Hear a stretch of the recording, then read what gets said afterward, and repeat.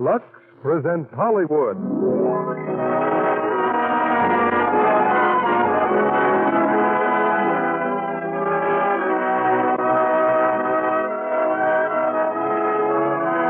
The Lux Radio Theatre brings you Margaret O'Brien, James Craig, Marcia Hunt, and Keenan Wynn in Lost Angel. Ladies and gentlemen, your producer, Mr. Cecil B. DeMille.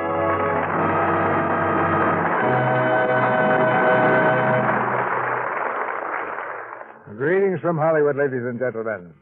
The entire company of the Lux Radio Theatre has been under a magic spell this week. We've fallen victim to the charm of Miss Margaret O'Brien, age 7. We have wooed her favor with ice cream cone and peppermint candy, and she has rewarded us by treating us as equals. That's about the greatest compliment that a child can pay to adults. Co-starring with Margaret are James Craig, Marcia Hunt, and Keenan Wynn. They were all with her in the Metro-Goldwyn-Mayer picture Lost Angel, the drama that takes the spotlight in this theater tonight. This week, Metro-Goldwyn-Mayer is celebrating 20 years of fine picture making with a new one that's been much talked about, The White Cliffs of Dover. During those 20 years, the studio has discovered a distinguished line of famous artists, but none, I think, more promising than our little Margaret O'Brien. Lost Angel is a delightful story of a very small girl who feels a certain responsibility for the affairs of her friends, particularly affairs of romance. I believe tonight marks rather a special occasion for the Lux Radio Theatre, because it's the first time we've had a star who wasn't born, even, when the first play was presented in this National Theatre by Lux Toilet Soap, which means that a whole generation has more or less grown up with our program. The first birthday party, the first date, graduation day, in all of these, our product has played its own little role. Needless to say, we're firm believers in the theory that beauty is never too young to learn about Lux Toilet Soap. Now our cast is on the stage, and here's the curtain for Act 1 of Lost Angel, starring Margaret O'Brien as Alpha, James Craig as Mike, Marcia Hunt as Katie, and Keenan Wynn as Packy.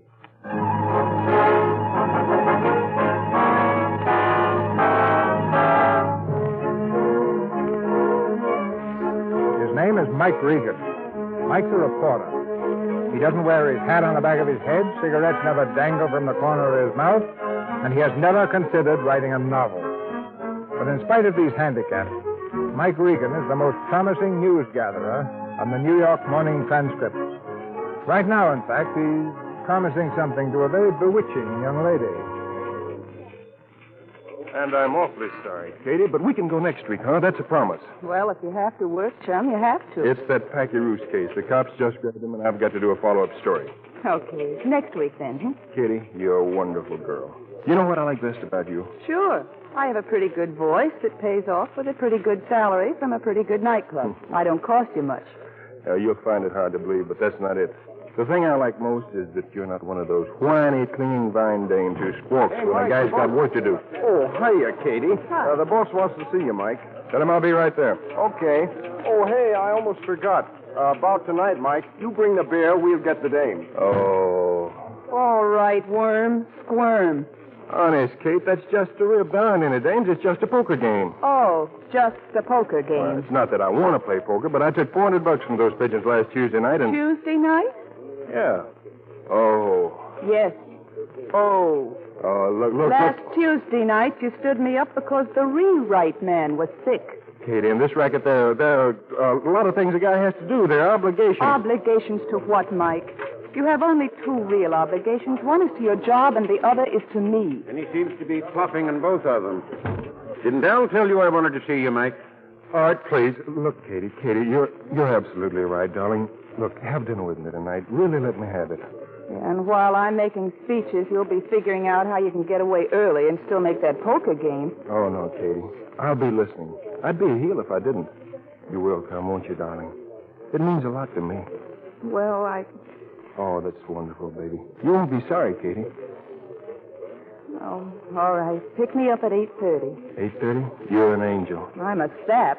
Goodbye, Arthur. So long, Katie. Bye. Brother, the things you get away with. Now then, you wanted to see me, Art? Yeah, when you went to Harvard, did you know a professor there named Vincent? Vincent? Oh, sure, psychology. He's in town now with the Pickering Institute. Then drag yourself down there and see him. They've got a baby genius. Get an interview. But, Art, I'm all tied up with the Packaroos case. Packy's in jail. The case is over. Now quit stalling. Listen, will you? I'm in no mood for the patter of little feet and the clutch of little hands. No? Okay. There's a poultry show that has to be covered. Pickering Institute? Pickering Institute. Yeah, that's what I thought you said. I'm on my way.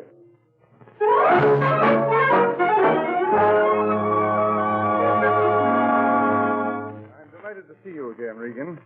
But as far as the child is concerned, impossible. We're by no means ready to contact the press. Oh, I understand your point of view completely, Professor Vincent. Imagine the cheap, sensational stories that might be written. Professors grow genius in hothouse, that sort of thing. Exactly. But after all, you know me, and you know I wouldn't... Very well, but the article you write must first be submitted to us for our approval. Oh, sure. Now, where's the kid? Just a moment. There are certain facts I first wish to make clear. For years, the Pickering Institute searched for a child upon whom we could make certain experiments that may revolutionize the entire educational system. Yeah. 6 years ago, when Alpha was 3 days old, she was brought to us by the foundling home. Any records of her parents? None whatsoever. We chose her because we found her physically and mentally perfect for our purpose. Since then, the Pickering Institute has been Alpha's home. Here she has had every attention, every kindness. And you've given her the works, huh? We have been her teachers and her friends. Alpha knows nothing of the outside world, but her knowledge of such subjects as music, geometry, Chinese, and history may startle even you, Regan. I'm ready to be startled. Very well. Go inside and strip. I thought you said strip. I did. Dr. Woodring will examine you. If you're in good health, you may then have a short interview with Alpha. Oh, gee, thanks.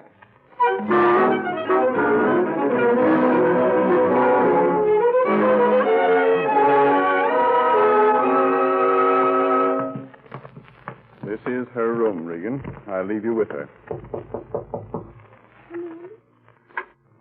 Hello, Alpha. Oh, geometry, I see.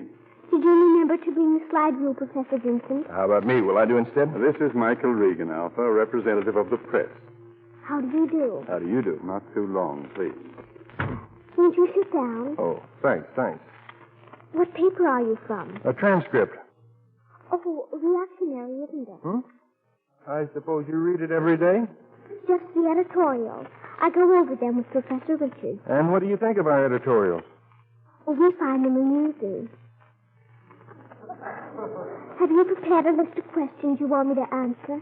Well, I thought we'd just... We could begin by my giving you the schedule on my days. Well, that's fine. Well, I have English first, then history, economics, algebra, Chinese, semantics, and beginning tomorrow, philosophy, because I'm 6 years old. Oh, congratulations. If you'll pardon my asking, what do you do just for fun? Well, I play chess and the harp and the piano. And of all the jolly things you do, Professor, what do you like best? Reading. I think I like reading best. Sure. When I was your age, I liked reading best, too. You know, kid stuff, fairy tales. Oh, I've been told about them. Oh, what's wrong with fairy tales? After all, there's no point in wasting time on things that aren't true. And just what isn't true about fairy tales? Are you serious? Dragons, flying carpets? They're not true? Hardly.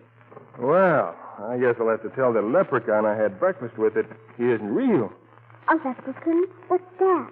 It's a little man about so high. Irish. Shoemaker by profession. You had breakfast with such a man this morning? Yes. What did he eat? Pratters and stirabout. Oh, the stirabout's a special kind of cereal. No lump. What about dragons? Do you believe in them? Why, certainly. You've never seen one. Now, if that isn't just like a woman. Look, do you know what a zebra is? Of course.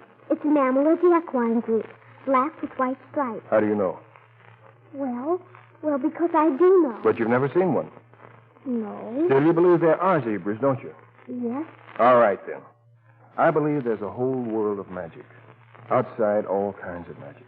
You do? Sure. Of course, some people will tell you that it isn't true. But if you know in your heart what you're looking for, and you believe it, then it is true. and you can find it. Can you? Certainly. Time for your I'd music like to. lesson, Elsa. Oh, but Professor, we're having such an interesting discussion. Well, go on, kid.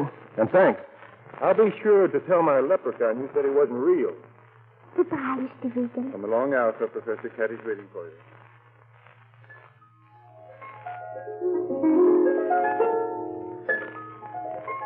I'm afraid we'll have to start again, Alpha. The note is D, not D flat. I don't believe I'm concentrating, Professor Caddy. Well, we'll try it again, dear. Ready? Professor Caddy, do you believe in magic? Magic? Well, there's always the magic of music. Oh, but that's not what I mean. Oh, well, let's get back to Beethoven.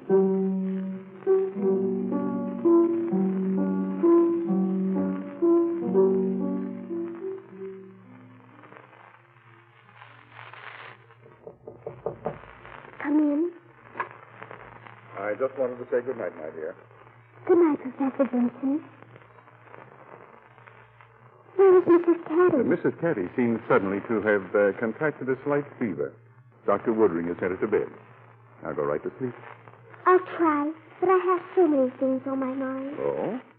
Did you have a nice supper tonight? Rowena, with lunch. Lumps are merely grains of cereal adhering. Obviously, but sometimes I'd like to have praties and stir-about. What on earth are they? I don't know, but that's what I'd like to have. Well, I'll consult Dr. Woodring. Professor Vincent? Yes? If somebody told you something is true, and you don't think it is, but you're not sure, what you do? You demand that they prove their statements. Everything true can be proved. Thank you. Good night, Professor. Good night, my dear. You've been a fine, good girl.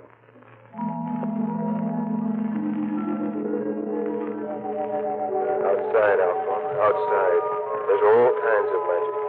Flying carpets, dragons, enchanted forests. Demand that they prove their statements. If you know in your heart what you're looking for, and you believe it, then it is there, and you can find it. Everything true can be proved. Then prove it. Prove it to me, Mr. Regan. Outside, all kinds of magic. Outside. All right. Outside I'll go. Very well. Outside I'll go. Dear Professor, I am going out. Do not worry. I have dressed warmly. I have to find out something else.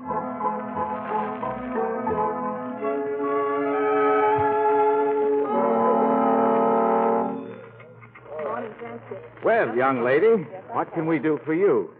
I'd like to see Mr. Michael Regan, please. Is this guy with you, this Chinese gent?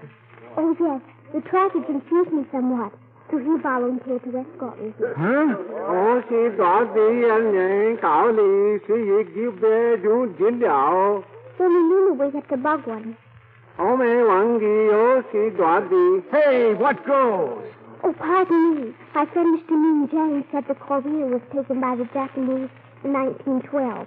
It was 1910, August 1910. 1910, huh? Oh, now, come on. Oh, what do you want to see Mr. Regan for? He's my father. Your father, oh. What? 19. Say, Jim, that means goodbye. My friend Mr. Moon James was very kind to bring me here, but he certainly is stubborn. Who's the little doll, lady? He's looking for Mike Regan. Says he's a father. Mike Regan's her... Oh, boy. And she wants to see her father, does she? Well, I think that can be arranged. You know where he is? Sure. He took his girl to the fights, and that's just where I'm taking this little lady.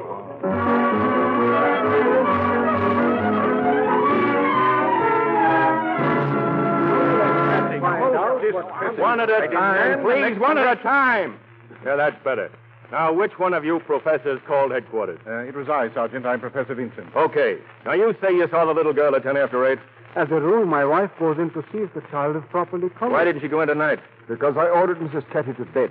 She's ill. Oh, I'll be all right. If only we can find Alpha. Hey, Sarge. Yeah, Charlie? I checked them all. Mercy Hospital, Good Samaritan, Bellevue, no kid. Are you sure you described her correctly? Navy jumper, white blouse, black shoes. But what made her run away? What made You her... heard Oh, me. we don't know. What's the matter with you, lady? My wife is suffering from a slight cold. Don't look like no cold to me. Hey, look, Sarge, this here lady's got the measles. I ain't the father of 9 kids. This is terrible. Measles. Why, bless me, I believe you're right. Oh, this is calamity. Oh, I'm sure I'll be all right in a few days. But you don't understand. Tell them, Doctor. When we find Alpha, she won't be able to come back here. This place is quarantined until Mrs. Cathy recovers from the measles.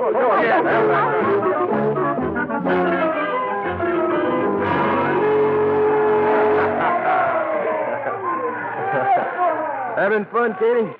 What? But I'd be happier if my man hadn't been knocked out. The next bout will be on in a minute. I'll give you a chance to win your money back. Okay, but I have to be back at the club pretty soon. Oh, relax. I'll go over with you. After all, Attention, please. Mr. Michael Regan is wanted in the press room. Your baby is waiting for you. Mr. Michael Regan, your baby is in the press room. Well, what are you waiting for, Mike? Oh, Katie, you know I haven't got a baby. Mister, I've never seen you before in my life. Oh, there's some mistake. Look, just wait, will you, honey? I'll be right back. I'm leaving, but you'd better hurry and see if that baby will wait for you. Oh.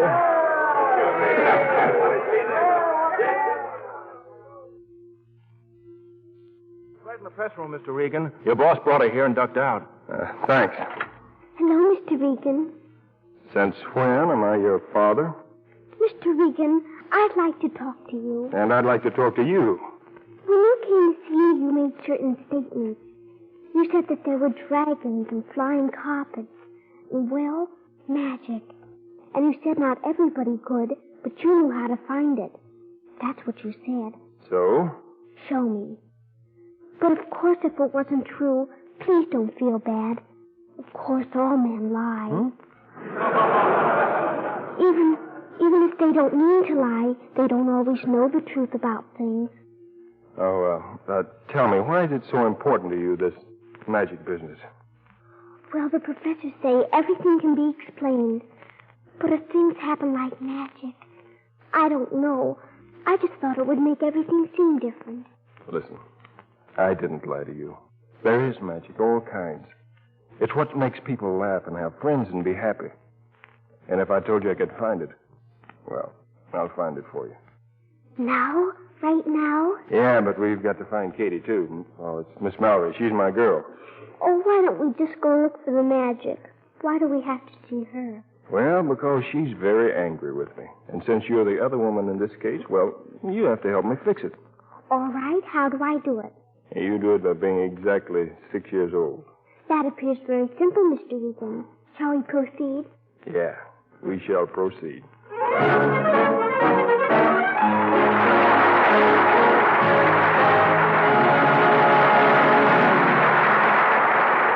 In a few moments, Mr. Donnell presents Margaret O'Brien, James Craig, Marcia Hunt, and Keenan Wynn in Act 2 of Lost Angel. And now, here's a young soldier home on leave. A soldier and his girl. When your heart goes bumpity-bump, it's love, love, love. When your throat comes up with a lump, it's love, love, love. Why, Joe, you're not singing. I'd rather watch you, honey. You're so pretty. Where'd you get that $1 million complexion, Sue? It makes my heart go bumpity-bump. Well, it's love, love, love. Sometimes at first sight, when admiring eyes come close to a smooth, lovable Lux complexion. Pretty Lux girls are clever. They never neglect the care that really makes skin softer, more appealing. Here's what they do. Every single day, I give my skin an active lather facial with Lux soap. I smooth on lots of the creamy lather and work it in gently but thoroughly. I rinse with warm water and splash on cold, then pat my skin dry with a soft towel. That's all. But that quick, easy facial really does things for my skin. In recent tests of Lux toilet soap facials, actually 3 out of 4 complexions improved in a short time. Lux soap's rich, creamy lather agrees with delicate skin. No wonder 9 out of 10 lovely screen stars depend on it for daily complexion care. If you haven't tried this fine white soap, why not get Lux toilet soap tomorrow? If you find your dealer is temporarily out of stock due to wartime conditions, he's sure to have more soon. Remember, Hollywood's beauty soap is worth waiting for. And now, Mr. DeMille returns to the microphone. Act 2 of Lost Angel, starring Margaret O'Brien as Alpha, James Craig as Mike, Marcia Hunt as Katie, and Keenan Wynn as Packy.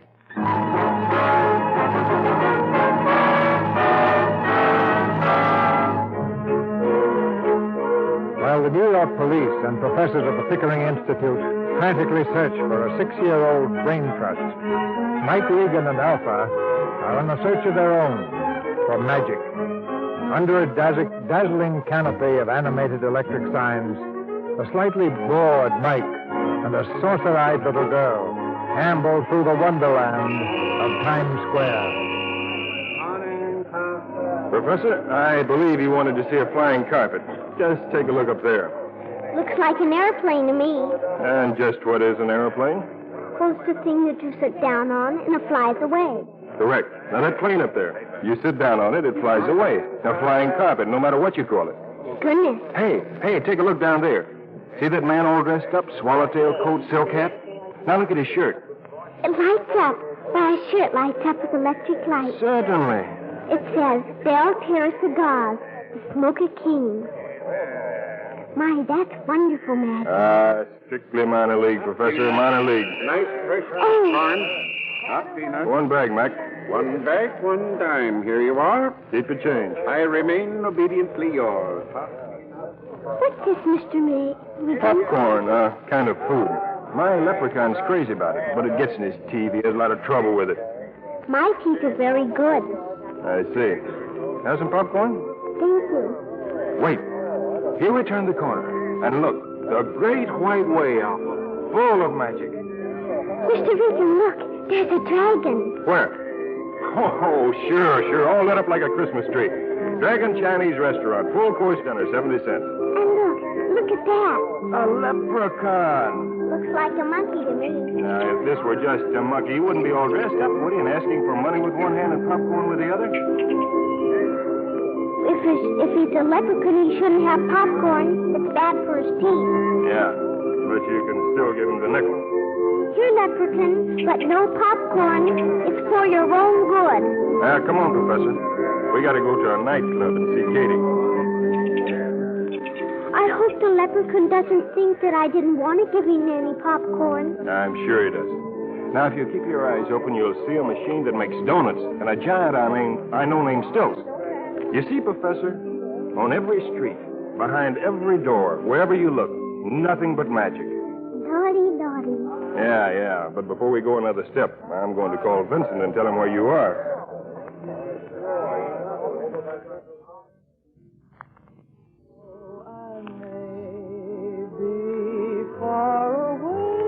Well, that was fast, was it?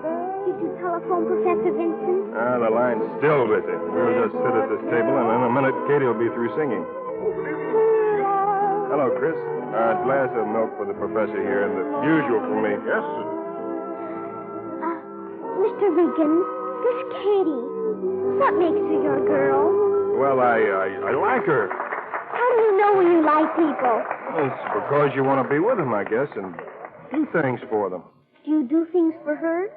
Well, not very much, I guess. Then you don't like her very much. Sure I do. Then I don't understand. Yeah, you're too young. Well, Mike, and where did you borrow her? You can apologize now or later. She's the baby I was paged for. Sit down, Katie. You bet I will. Katie, this is Alpha. How do you do? Hi. Alpha's a business acquaintance of mine. She's being educated by a lot of professors, and they're doing a very good job, except they left out what goes on outside their classrooms. You know, magic and stuff like that. So she looked me up at the fights to find out more about it. Magic, huh? Yeah. Milk for the child and the usual for you, sir. Thanks. What's in that bottle, Mr. Regan? This? Oh, it's, cough medicine. Then why does it say Irish whiskey on the label? Because he forgot you could read, Alpha. May I have some? No. It makes you feel awful. Well, sick, sort of. You know it's going to make you sick before you drink it, and you drink it anyway. That isn't intelligent, Mr. Regan. Okay, Professor, you win this round. Mr. Regan, what is that man eating? Over there? Oh, he's eating spaghetti. I'll get you some. No, better not, Mike. She'll get sick. I am never sick. Okay, kid, you're on your own. Some spaghetti for the young lady, Chris. Coffee for us. Yes, sir. I can see I'm going to have to watch my IQ around her. Do you have a high intelligence quotient? No, I'm a middle grade moron. That's too bad. Does it worry you? You think it should? Well, it would be a matter of concern to me. Excuse me a minute. I've got to find out about my next number. Are you going away? Yes, but I'll be right back. She's pretty. She's beautiful. Do you like her better than you like me? Well, look at you. Don't laugh at me. Professor, you're getting younger every minute. You like me. Why? Because I like you. Why? I don't know. Hey, what's the matter, Professor? What did I do? Now, you can't do that. Now, look. What did you do to her? I beat her. What do you think I did? He likes you better than he likes me.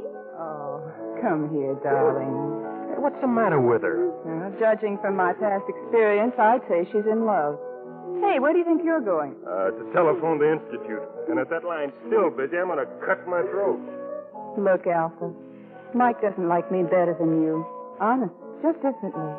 People can like lots of people. People with big hearts, that is. Is Mike got a big heart?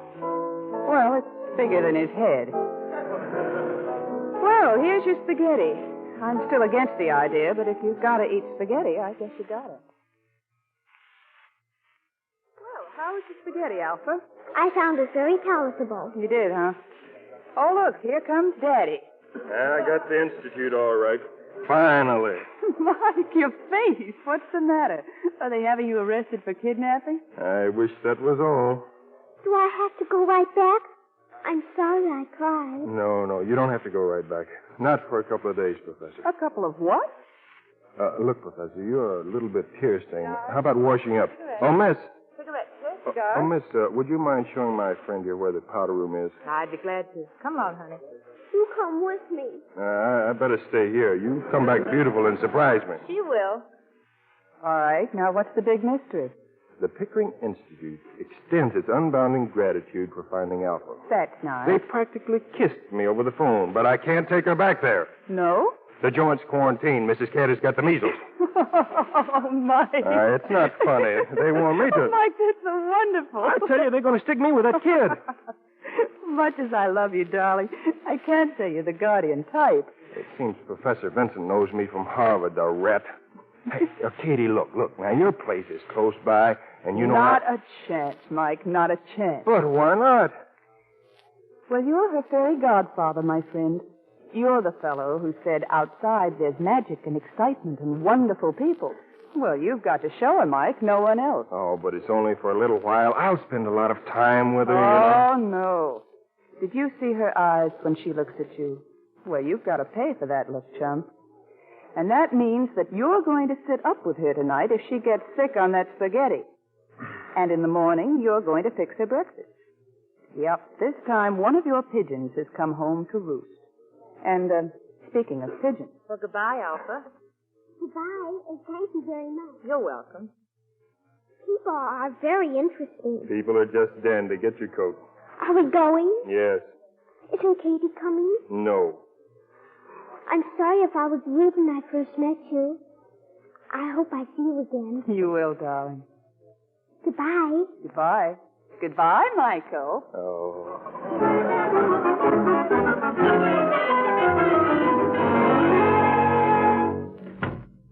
Okay, Professor, this is my apartment. My bed's in there. It's yours. Are you angry, Mike? Not at you, at Katie. But you like her. Who says you can't get angry at people you like? Anyway, I don't like her. I love her. How? Well, you get madder at them that way. I'm glad I'm going to stay with you. Oh, you are, huh? Now, look, I'm a busy man. I don't mind you staying here, but you've got to play ball and stay out of my hair. Oh, you mean if I cooperate? Exactly. Very well, I will cooperate. And if you wish, I will play ball with you. Oh. Now, Now, you go in there and get out of your clothes. You can sleep in one of my pajama jackets. I'm accustomed to washing before I retire.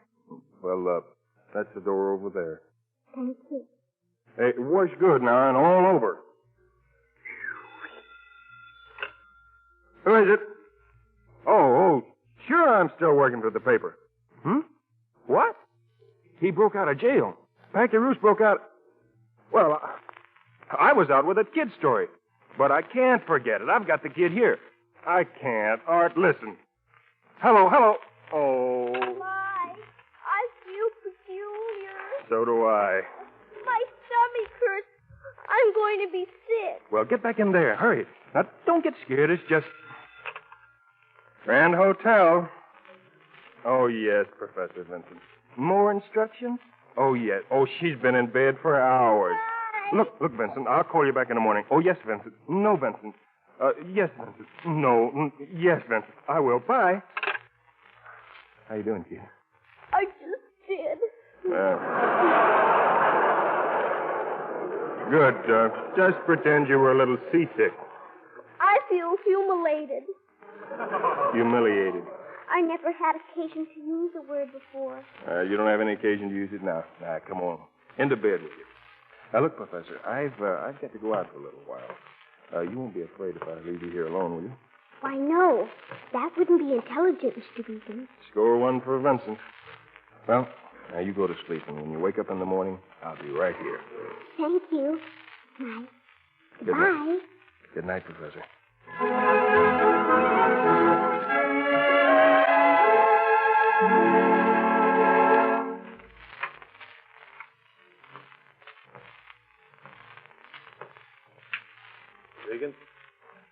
Regan?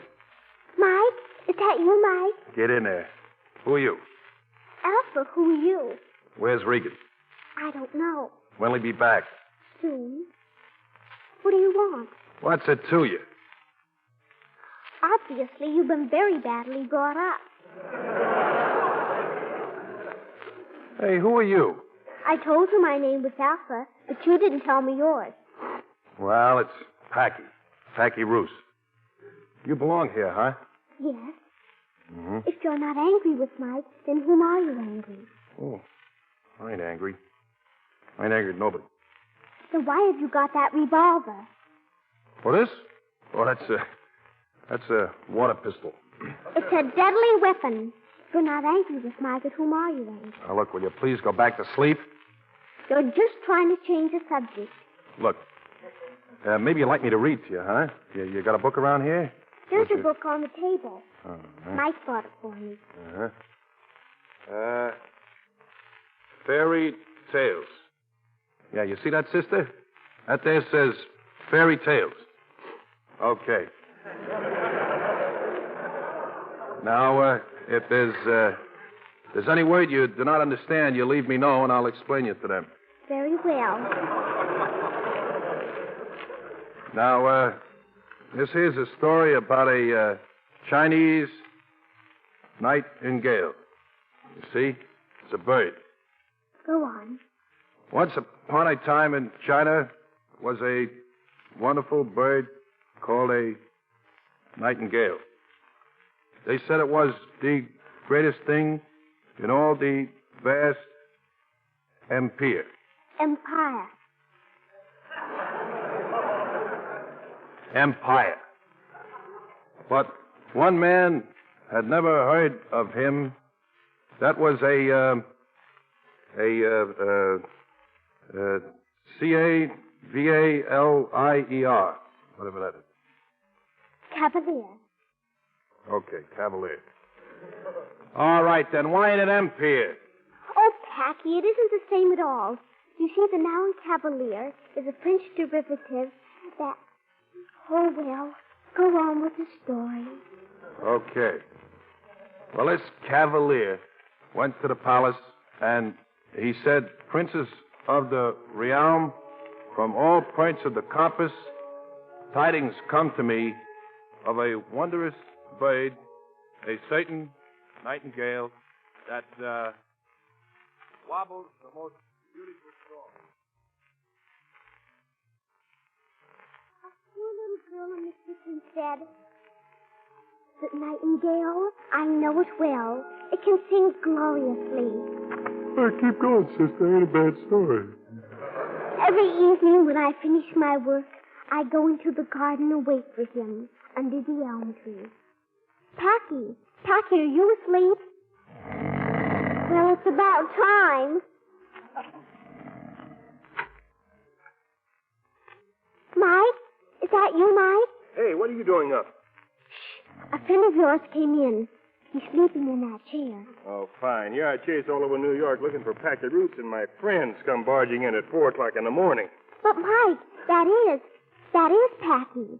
Who? Packy Roots. I've been reading him a fairy tale. Fairy? Oh. Mike, speak to me.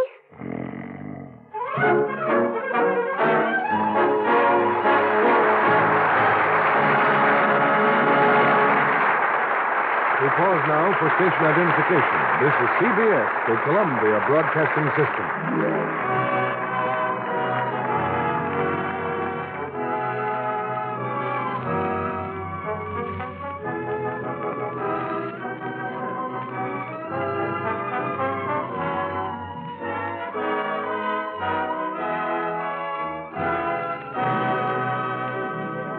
After a brief intermission, Mr. DeMille returns with Margaret O'Brien, James Craig, Marcia Hunt, and Keenan Wynn for Act 3 of Lost Angels. And now, here's our Hollywood reporter, Libby Collins. My, Libby, you look positively starry-eyed. Who wouldn't, Mr. Kennedy? I've just been talking to Sonia Henney. What a break for you, Libby. With or without her skates, she's certainly lovely to watch. Is she as tiny as she seems when she's skimming over the ice? Here are the exact statistics, Mr. Kennedy. 110 pounds, 5 feet 2, and eyes that are sparkling brown. In fact, a sparkling person. She must have a great capacity for hard work. How does she do it, and yet look so fresh? All that grace and quickness is the result of talent and lots of hard work. Besides being the world's foremost figure skater, she's an accomplished ballet dancer. I watched her practicing. She's just beginning a new picture, you know. And she seems to be tireless. I've heard she goes into rigid training before every ice show and every picture. Yes, a careful diet and as much rest as she can get. And, Mr. Kennedy, of interest to all Lux girls... Being smart as well as pretty, of course Sonia is a Lux girl. Yes, she is a Lux girl. A girl who depends on Lux toilet soap for exquisite complexion care and for a luxurious beauty bath, too. She says a really soothing, refreshing bath is very important to her. Here's what she told me. A Lux soap bath gives me a wonderful pick-up. Leaves me so refreshed. You might say a Lux soap beauty bath makes a girl feel perky as well as pretty. So many screen stars recommend it for a quick beauty pick-up. They're keen about the rich, creamy Lux soap lather. Leaves skin really fresh and sweet. And they love the nice perfume Lux leaves on the skin. Well, Libby, a Lux beauty bath is a little luxury we can recommend to everyone these strenuous days. Lux toilet soap is thrifty, too. Being hard milled, it lasts down to the thinnest sliver. So for women everywhere, here's a Hollywood tip. Make Hollywood's fragrant white beauty soap your daily bath soap, too. Now, our producer, Mr. DeMille. We'll have a whole quartet of stars for a curtain call after the play. But here's the curtain for the third act of Lost Angels, starring Margaret O'Brien, James Craig, Marcia Hunt, and Keenan Wynn.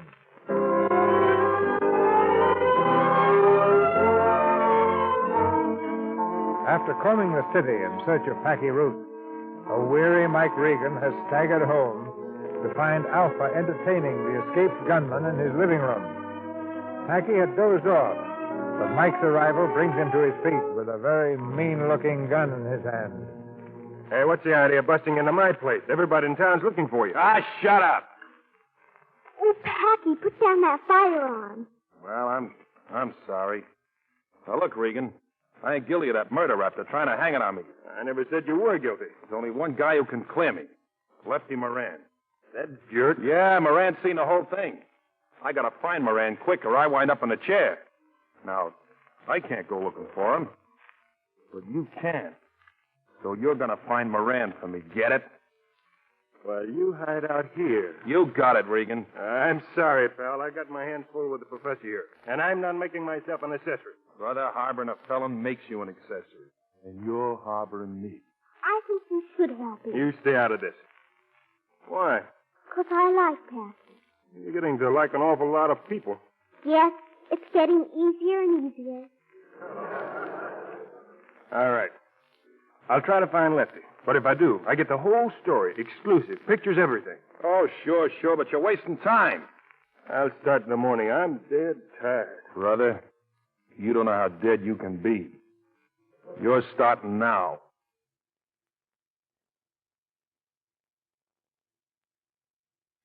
Don't worry about Packy. I'll read to him some more. Oh, murder. What did I do to this?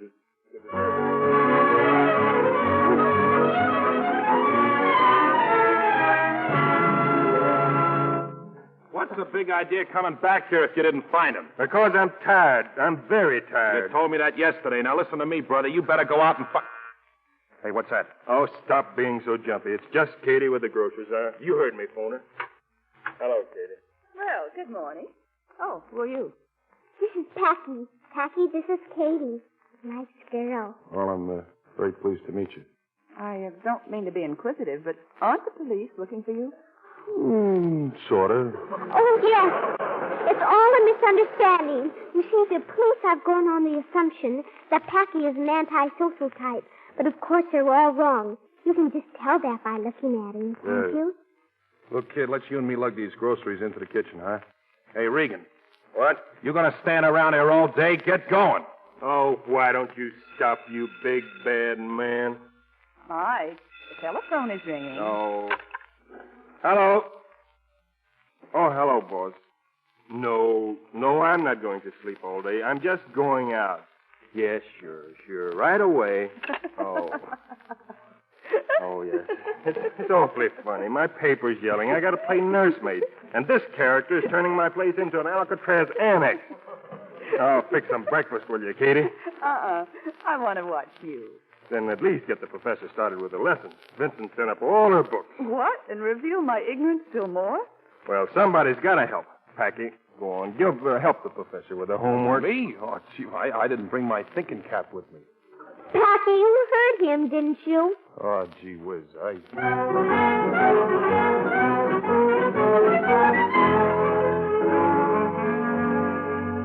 And so if Napoleon had better equipment, and if the French people hadn't been discouraged by the length of the war...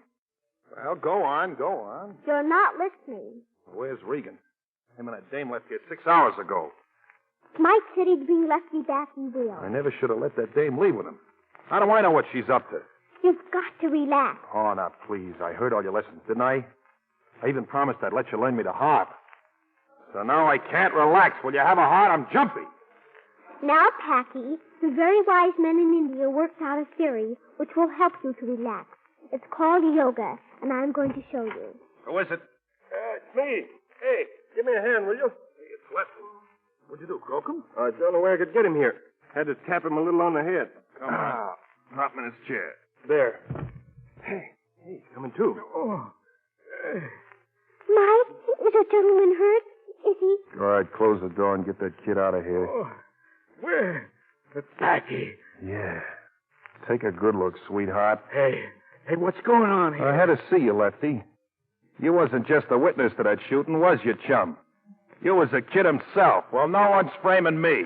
Oh, wait a minute, Packy. Are you crazy? He's no good to you, Dad. Make him sign a confession. Then we can call the cops. But if you pay him off with a load of lead, then you're just buying yourself a one-way ticket to Sing Sing. Oh, Packy, don't do anything that'll make you go to jail. I wouldn't be able to see you anymore. And besides, you'd promised me that you'd show me how to shoot dice and shuffle cards and... Well, all right. Get out that typewriter, Regan. There's a nightingale here that wants to wobble. Hello? Oh, yeah. Vincent? Yeah, she's fine. Huh? Oh, that's great. Well, I can't do it right now, but... Oh, sure. That'll be okay. In about 2 hours? Oh, you better make it 3. I got a little business to take care of. Yeah, okay. Now what? Alpha. Yeah? Vincent's coming to get you in about 3 hours. Quarantine's been lifted. Oh. You ready, Regan? Yeah, shoot. Okay, Moran. Start singing. I'll talk, Packy. I'll talk.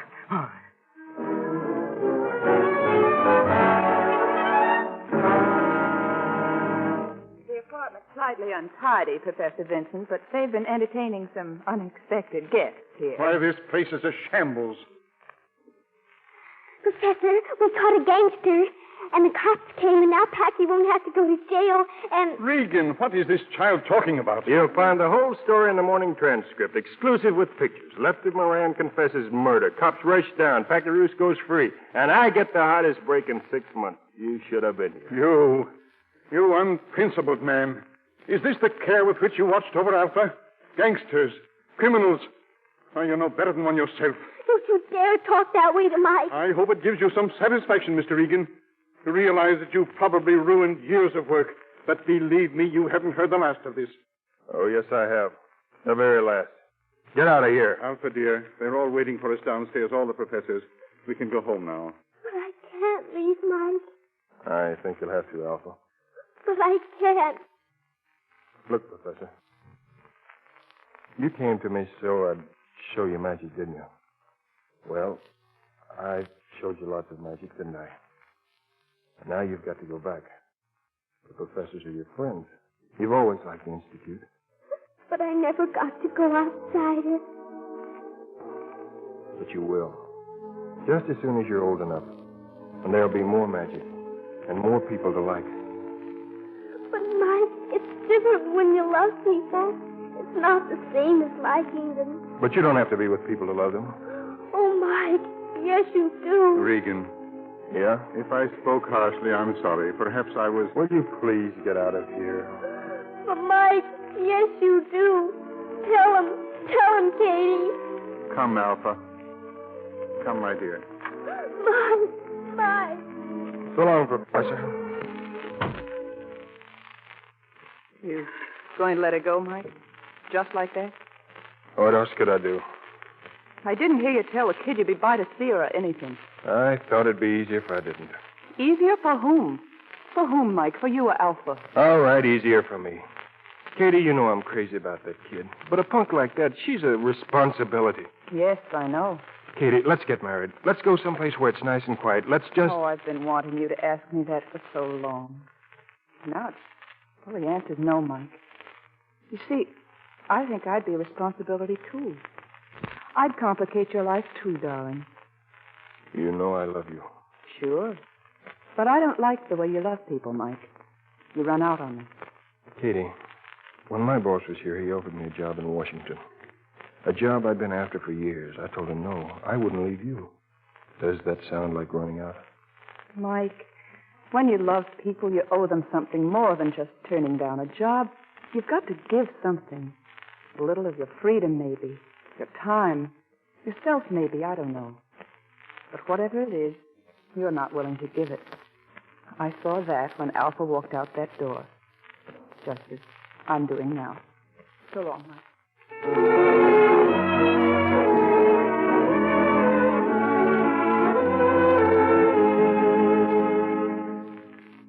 Alpha, Miss Mallory has come to visit with you. Now, if something hurts you, if you don't feel well, won't you tell us what it is? But I'm not sick, Doctor. Measles. Do you suppose she caught Mrs. Caddy's measles? Oh, if it were only that simple. No, Alpha's been back with us now for nearly a month. It's something else. I don't just know what. I have an idea, Alpha. Let's show Miss Marlowe how you do problems. You just put those blocks into their proper spaces as fast as you can. Now, I'll time you. Ready? I'd rather not. Oh. Would you like to have me read to you? No. We could go out, Alpha. Take a nice walk, you and I. No, thanks. Darling, would you like to see Mike? Yes, but he doesn't want to see me. Alpha, just what was the nature of the magic Mr. Regan showed you? Oh, there were lots of things.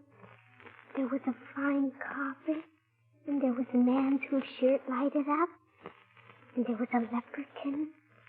Oh, but that wasn't the real magic. That was just the little kind. Well, what was the real magic, darling? Loving people. The way you love Mike? Yes.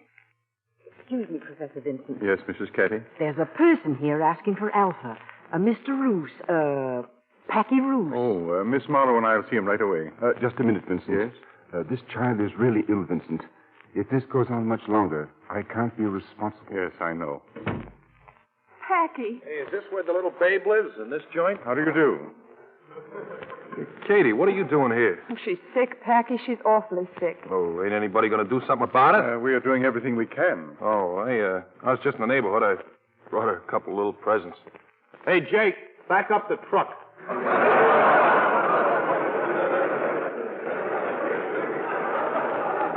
Packy, have you seen Mike? Yeah, I just left him. We've got to get him here right away. I don't think he can make it. He must make it. The child won't eat. She won't sleep. She misses him so, Packy. Well, I left him at Grand Central, Katie. He was getting on a train for Washington. Oh, no. Well, it had no good heel. Running out on her, trying to tell me she wasn't his kid. Washington. Now, wait a minute. You got a phone here, Jack? Certainly. Come in my office. Packy, what are you going to do? I sent a telegram. Or call a railroad station. Stop the train. I don't know. But we got to do something and fast.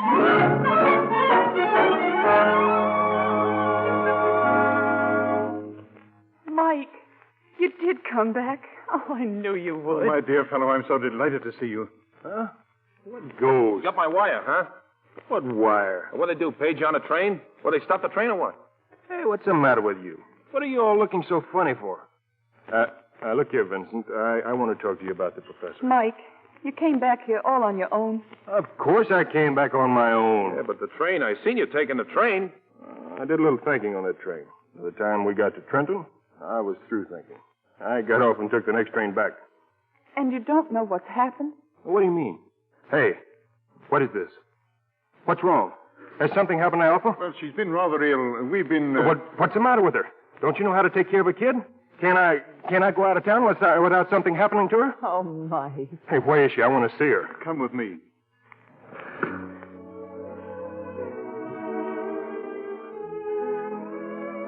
Hey, Professor. Yes? It's me, Professor. Mike. Oh, Mike. I'm so glad to see you. Hey, what kind of monkey business are you up to? What's this I hear about you not eating or sleeping, huh? Oh, Mike. A fine thing. A fine reputation you're giving me. You stay with me a couple of days and you come back here and you're no good to anyone. Handkerchief, Packy? No, it's just hay fever. You getting in Dutch with the professors and Katie's sore at me. And I just walked out on a new job. You can have me if you'd like, Mike. Me too, Alpha, if he'll have us. You bet I will. Well, Packy, what do you say? It's a lovely day, ain't it?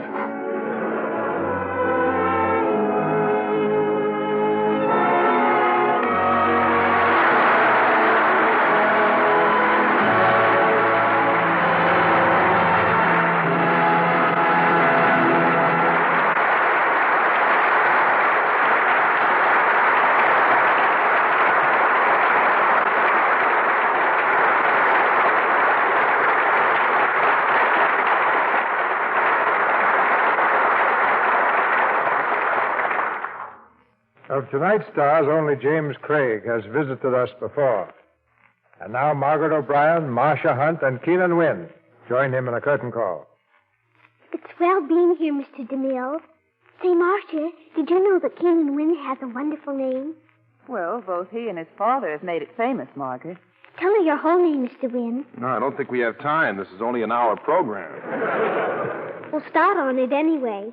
Well, Francis Xavier Aloysius James Jeremiah Keenan Wynn. Gee, I always wondered, if yours name's that big, how long is your daddy? Ed. We have a couple of fine athletes here tonight, too, Margaret. Did you know that James Craig used to be a prize fighter? Were you as good as Joe Louis, Mr. Craig? Well, I don't know, Margaret. I never fought him. He might have a slight edge. And then Keenan Wynn is a champion speedboat racer. I believe he holds the record for circumnavigating Manhattan Island in 39 minutes. I guess that's even faster than Columbus did it. By a slight edge. Why aren't you in the history books? Well, there are lots of things that aren't in the history books, Margaret. Good things. There's Lux Toilet Soap, for instance, the product behind this program. Oh, I know all about Lux soap. My mother makes me wash with it. Well, I knew you had a wise mother. I agree with Margaret's mother, too, Mr. DeMille. Lux soap is a grand way to take care of your complexion. Well, after seeing you two, who could doubt it? What have you planned for next week, Mr. DeMille? A delightful comedy, Marcia. The Paramount screenplay, Christmas in July. And our stars will be Dick Powell and Linda Darnell. Christmas in July is the story of a boy and a girl in love. And that's not likely to go out of style soon. But this particular drama has a gaiety and charm that make it a perfect way to welcome the coming of summer. I remember the picture had a lot of surprises, C.B. Good night. Good night. Good night. Good night. That was a 4-star performance, if ever I heard one.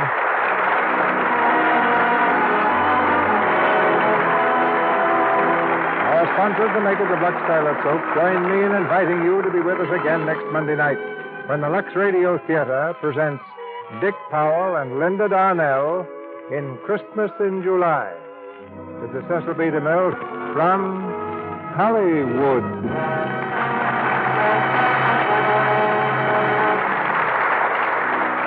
And now, here's a question from Uncle Sam to housewives everywhere. If you had roast or stew or soup for dinner tonight, did you make sure that every drop of waste fat was poured into the salvage tin? Even the burnt or black drippings from the roasting pan? That fat turned into your butcher tomorrow will be made into war materials and rushed to our fighting men. Perhaps it'll help to make the sulfur drug that eases a wounded soldier's pain, or the tannic acid needed to treat his burns. There are countless other military uses for that waste kitchen fat of yours. It's needed for synthetic rubber, parachute material, and many life-saving medicines. Right now, the heavy fighting in France makes the need more urgent than ever. Before you throw away a single drop of used fats, think of that boy fighting in faraway lands whose very life depends on a constant, unceasing flow of supplies from home. To help shorten the war, to bring more of our men home safe, save all the waste fats you can. Put them in a tin can. Rush them to your butcher. Remember, he gives you 2 free red ration points and 4 cents for every pound you turn in. Save meat drippings, table scraps. Every bit counts.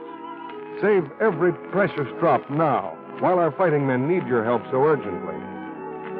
Heard in tonight's play were Stan Farrar, Griff Barnett, Norman Field, Regina Wallace, Ed Emerson, Lal Chandmira, Charles Seal, Herbert Rollinson, Ferdinand Mounier, and Catherine Lewis.